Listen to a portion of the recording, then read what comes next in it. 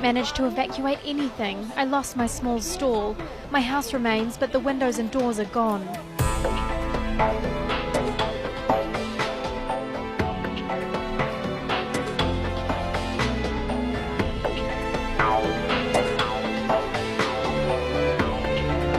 The peak of the rainy season is in February and March, so we're still facing possible floods. We're now modifying weather so the rain won't fall in the cities.